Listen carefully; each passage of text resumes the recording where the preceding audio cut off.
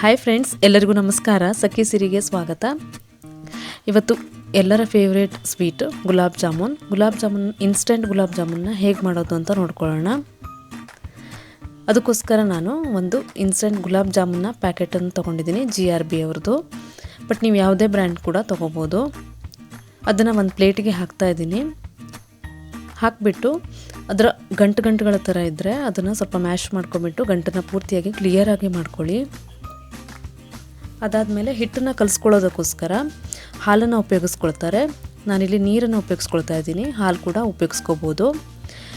ಹಿಟ್ಟು ಕಲಿಸುವಾಗ ಸ್ವಲ್ಪ ನೀರನ್ನು ನೋಡ್ಕೊಬಿಟ್ಟು ಕಲಿಸ್ಕೊಳ್ಳಿ. ಹಿಟ್ಟು ಬಂದುಬಿಟ್ಟು ಗಟ್ಟಿಯಾಗಿ ಇರೋದು ಬೇಡ, ಸಾಫ್ಟಾಗಿ ಇರಲಿ. ಹಾಗೆ ನಾದೋದು ಬೇಡ. ಹಿಟ್ಟನ್ನು ಸ್ವಲ್ಪ ಎಣ್ಣೆಯನ್ನು ಮೇಲ್ಗಡೆಯಿಂದ ಹಾಕಿಬಿಟ್ಟು ಒಂದು 5 ನಿಮಿಷ ಸೈಡಿಗೆ ಎತ್ತಿಟ್ಕೊಳ್ಳಿ. ಹಿಟ್ಟು ಸಾಫ್ಟಾಗಿ ಬರುತ್ತೆ. ಸೊ 5 ನಿಮಿಷದ ನಂತರ ನಾನು ಹಿಟ್ಟನ್ನು ತೊಗೊಳ್ತಾ ಇದ್ದೀನಿ. ಸಾಫ್ಟಾಗಿ ಬಂದಿದೆ ಕೂಡ. ಯಾವುದೇ ಥರದಲ್ಲಿ ಅಂದರೆ ಒಂದೇ ಥರ ಸೈಜಲ್ಲಿ ಮಾಡ್ಕೊಳ್ಳಿ ಹಿಟ್ಟನ್ನು. ಎಲ್ಲ ಒಂದೇ ಸೈಜಲ್ಲಿ ಬಂದರೆ ಜಾಮೂನ್ ನೋಡೋಕ್ಕೆ ಕೂಡ ತುಂಬ ಚೆನ್ನಾಗಿರುತ್ತೆ. ಹಾಗೆ ಕೈಗೆ ಎಣ್ಣೆನ ಸ್ವಲ್ಪ ಅಪ್ಲೈ ಮಾಡ್ಕೊಬಿಟ್ಟು ಉಂಡೆಗಳನ್ನು ಮಾಡ್ಕೊಳ್ಳೋಕ್ಕೆ. ಒಂದು ವೇಳೆ ನಿಮಗೆ ಇಲ್ಲಿ ಒಡೆಯೋ ಥರ ಅನಿಸಿದರೆ ಆ ಉಂಡೆಗಳು, ನೀವು ಒಂದು ಸ್ವಲ್ಪ ಮತ್ತೆ ಎಣ್ಣೆ ಅಥವಾ ತುಪ್ಪನ ಹಾಕಿಬಿಟ್ಟು ಉಂಡೆಗಳನ್ನು ಮಾಡ್ಕೋಬೋದು. ಸೊ ಉಂಡೆ ರೆಡಿಯಾಗಿದೆ. ಈಗ ನಾನು ಸಕ್ಕರೆ ಪಾಕ ಮಾಡೋದಕ್ಕೋಸ್ಕರ 1 ಕಪ್ನಷ್ಟು ಸಕ್ಕರೆನ ತೊಗೊಳ್ತಾ ಇದ್ದೀನಿ. 100 ಗ್ರಾಮ್ಸ್ನಷ್ಟು ಜಾಮೂನ್ ಮಿಕ್ಸನ್ನು ತೊಗೊಂಡ್ರೆ ನೀವು 1 ಕಪ್ನಷ್ಟು ಸಕ್ಕರೆ ತೊಗೊಂಡ್ರೆ ಸಾಕಾಗುತ್ತೆ. ಅದಕ್ಕೆ 2 ಕಪ್ನಷ್ಟು ನೀರನ್ನು ಸೇರಿಸ್ತಾ ಇದ್ದೀನಿ. ಹಾಗೆ ಗ್ಯಾಸನ್ನು ಆನ್ ಮಾಡಿಬಿಟ್ಟು ಇದನ್ನು ಫಸ್ಟಿಗೆ ಹೈ ಫ್ಲೇಮಲ್ಲೇ ಇಟ್ಕೊಬಿಟ್ಟು ಒಂದು ಸರಿ ಪೂರ್ತಿಯಾಗಿ ಮಿಕ್ಸ್ ಮಾಡಿ. ಸಕ್ಕರೆ ಒಂಚೂರು ಕರಗಲಿ, ಇಲ್ಲಾಂತಂದರೆ ತಳಕ್ಕೆ ತಾಗುತ್ತೆ ಅದು. ಸೊ ನೀಟಾಗಿ ಒಂದು ಸರಿ ಮಿಕ್ಸ್ ಮಾಡ್ಕೊಬಿಟ್ಟು ನೀವು ಇದನ್ನು ಹತ್ತತ್ರ ಒಂದು 5 ರಿಂದ 10 ನಿಮಿಷ ತನಕ ಕುದಿಸಿದ್ರೆ ಸಾಕಾಗತ್ತೆ. ಇಲ್ಲಿ ಎಣ್ಣೆನ ಕೂಡ ನಾನು ಬಿಸಿ ಮಾಡೋಕ್ಕೆ ಇಟ್ಟಿದ್ದೀನಿ. ಹೈ ಫ್ಲೇಮಲ್ಲಿ ಪೂರ್ತಿಯಾಗಿ ಬಿಸಿ ಆದಮೇಲೆ ನಾನು ಸಣ್ಣ ಫ್ಲೇಮ್ ಇಟ್ಕೊಬಿಟ್ಟು ಎಲ್ಲ ಉಂಡೆಗಳನ್ನು ಹಾಕ್ತಾಯಿದ್ದೀನಿ. ಇಲ್ಲಿ ನೀವು ಫ್ರೈ ಮಾಡುವಾಗ ಯಾವುದೇ ಕಾರಣಕ್ಕೂ ಹೈ ಫ್ಲೇಮ್ ಇಟ್ಕೊಳ್ಬೇಡಿ, ಮೀಡಿಯಮ್ ಫ್ಲೇಮಲ್ಲೇ ಇಟ್ಕೊಳ್ಳಿ. ಹಾಗೆ ಮಿಕ್ಸ್ ಕೂಡ ಮಾಡಿ ಅದನ್ನು, ಇಲ್ಲ ಅಂತಂದರೆ ತಳಕ್ಕೆ ತಾಗುವಂಥ ಚಾನ್ಸಸ್ ಇರುತ್ತೆ. ಹಾಗೆ ಅದು ಚೆನ್ನಾಗಿ ಫ್ರೈ ಆಗಲ್ಲ, ಒಳಗೆ ಹಾಗೆ ಹಿಟ್ಟು ಥರ ಇರುತ್ತೆ. ಸೊ ಸಣ್ಣ ಮೀಡಿಯಮ್ ಫ್ಲೇಮಲ್ಲೇ ಇಟ್ಕೊಬಿಟ್ಟು ಚೆನ್ನಾಗೆ ಫ್ರೈ ಮಾಡ್ಕೊಳ್ಳಿ. ಗೋಲ್ಡನ್ ಬ್ರೌನ್ ಆಗಬೇಕು. ಸೊ ಗೋಲ್ಡನ್ ಬ್ರೌನ್, ಅದಕ್ಕಿಂತ ಸ್ವಲ್ಪ ಜಾಸ್ತಿ ಬ್ರೌನ್ ಆದರೂ ತೊಂದರೆ ಇಲ್ಲ, ತುಂಬ ಕಪ್ಪು ಮಾಡೋಕ್ಕೆ ಹೋಗಬೇಡಿ.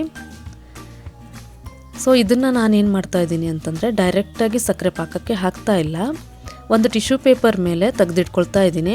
ಏನಂತಂದರೆ ಟಿಶ್ಯೂ ಪೇಪರ್ ಮೇಲೆ ಇಟ್ಕೊಳ್ಳೋದ್ರಿಂದ ನಮಗೆ ಅಲ್ಲಿ ಈ ಥರ ಡೈರೆಕ್ಟಾಗಿ ನೀವು ಎಣ್ಣೆಯಲ್ಲೇ ಹುರಿದು ಡೈರೆಕ್ಟಾಗಿ ಸಕ್ಕರೆ ಪಾಕದಲ್ಲಿ ಹಾಕಿದರೆ ಎಣ್ಣೆ ಥರ ಅನಿಸುತ್ತೆ. ಸೊ ಟಿಶ್ಯೂ ಪೇಪರ್ ಮೇಲೆ ತೆಗೆದಿಟ್ಕೊಳ್ಳಿ ಒಂದು ಸರಿ ಎಲ್ಲದನ್ನು ಹುರಿದ್ಬಿಟ್ಟು. ಸೊ ಈ ಥರ ನೀಟಾಗಿ ಚೆನ್ನಾಗಿ ಫ್ರೈ ಮಾಡಿ. ಯಾವುದೇ ಕಾರಣಕ್ಕೂ ಹಿಟ್ಟು ಥರ ಜಾಮೂನ್ ಹಿಟ್ಟು ಥರ ಇರಬಾರ್ದು. ಸೊ ಇಲ್ಲಿ ಸಕ್ಕರೆ ಪಾಕ ಕೂಡ ನಮಗೆ ಕುದೀತಾ ಇದೆ. ಆ ಟೈಮಲ್ಲಿ ನಾನು ಇಲ್ಲಿ ಕೇಸರಿ ದಳನ ಸೇರಿಸ್ತಾ ಇದ್ದೀನಿ. ಇದು ನಿಮ್ಗೆ ಆಪ್ಷನಲ್ಲು. ಕೇಸರಿ ದಳ ಹಾಕೋದ್ರಿಂದ ನಮಗೆ ಕಲರ್ ಕೂಡ ಚೆನ್ನಾಗಿರುತ್ತೆ, ಹಾಗೆ ಫ್ಲೇವರ್ ಕೂಡ ಒಂದು ಡಿಫ್ರೆಂಟಾಗಿ ಕೊಡುತ್ತೆ. ಸೊ ಈ ಟೈಮಲ್ಲಿ ಆಮೇಲೆ ಒಂಚೂರು ವೆನಿಲಾ ಎಸೆನ್ಸ್ ಅಥವಾ ಏನಾದರೂ ಒಂದು ಫ್ಲೇವರ್ ಬೇಕು ಅಂತಂದರೆ ನೀವು ಸೇರಿಸ್ಕೋಬೋದು. ನಾನಿಲ್ಲಿ ಹಾಕ್ತಾ ಇಲ್ಲ, ಡಿಫ್ರೆಂಟ್ ಫ್ಲೇವರ್ ಬೇಕು ಅಂತಂದರೆ ಅಷ್ಟೇ. ನಾನಿಲ್ಲಿ ಏಲಕ್ಕಿ ಪುಡಿನ ಸೇರಿಸ್ತಾ ಇದ್ದೀನಿ, 1 ಟೀ ಸ್ಪೂನಷ್ಟು. ಸೊ ಇದು ಫ್ಲೇವರ್ ಚೆನ್ನಾಗಿರುತ್ತೆ. ಸೊ ಒಂದು ಸರಿ ಮಿಕ್ಸ್ ಮಾಡಿ ಒಂದು 2 ನಿಮಿಷ ಕುದಿಸ್ಬಿಟ್ರೆ ಸಾಕಾಗತ್ತೆ. ಸೊ ಈ ಟೈಮಲ್ಲಿ ಗ್ಯಾಸ್ ಫ್ಲೇಮನ್ನು ಆಫ್ ಮಾಡ್ಕೊಬಿಟ್ಟು ತುಂಬ ಬಿಸಿ ಇರೋದು ಬೇಡ, ಒಂದು ಸ್ವಲ್ಪ ಮೀಡಿಯಮ್ ಬಿಸಿ ಇದ್ದಾಗ ಈ ಜಾಮೂನ್ನ ಉಂಡೆನ ಫ್ರೈ ಮಾಡಿರೋವಂಥದ್ದನ್ನು ಪೂರ್ತಿಯಾಗಿ ಹಾಕಿಬಿಟ್ಟು ಈ ಥರ ಒಂದು ಸರಿ ಟ್ಯಾಪ್ ಮಾಡಿ ಸಕ್ಕರೆ ಪಾಕ ಒಳಗೆ ಹೋಗೋ ಥರ ಇದನ್ನು ನೀವು 2 ರಿಂದ 3 ಗಂಟೆ ನೆನೆಯಲಿಕ್ಕೆ ಇಡಬೇಕಾಗತ್ತೆ, ಚೆನ್ನಾಗಿ ಆಗೋದಕ್ಕೆ, ಜ್ಯೂಸಿ ಆಗಿ ಬರೋದಕ್ಕೆ. ಇಲ್ಲಾಂತಂದರೆ ನೀವು 10 ರಿಂದ 15 ನಿಮಿಷ ಬಿಟ್ಟರೂ ಸಾಕಾಗತ್ತೆ. ಬಿಸಿಯಾಗಿ ಸರ್ವ್ ಮಾಡಿ ತಿಂದರೂ ಪರವಾಗಿಲ್ಲ, ಇಲ್ಲಾಂದರೆ ಫ್ರಿಜ್ಜಲ್ಲಿ ಇಟ್ಬಿಟ್ಟು ಕೋಲ್ಡ್ ಕೂಡ ನೀವು ಸರ್ವ್ ಮಾಡ್ಬೋದು. ಹಬ್ಬಗಳ ಸಮಯದಲ್ಲಿ ಈ ಥರದ ಒಂದು ಸಿಹಿ ಕೂಡ ಸುಲಭವಾಗಿ ಮಾಡೋದ್ರಿಂದ ಈ ಸಿಹಿನ ಮಾಡಿಬಿಟ್ಟು ಕೂಡ ಸವಿಯಿರಿ. ಹಾಗೆ ಈ ರೆಸಿಪಿ ನಿಮಗಿಷ್ಟ ಆದರೆ ಲೈಕ್ ಮಾಡಿ, ಶೇರ್ ಮಾಡಿ, ಹಾಗೆ ಕಮೆಂಟ್ಸ್ ಕೂಡ ಹಾಕಿ. Thank you.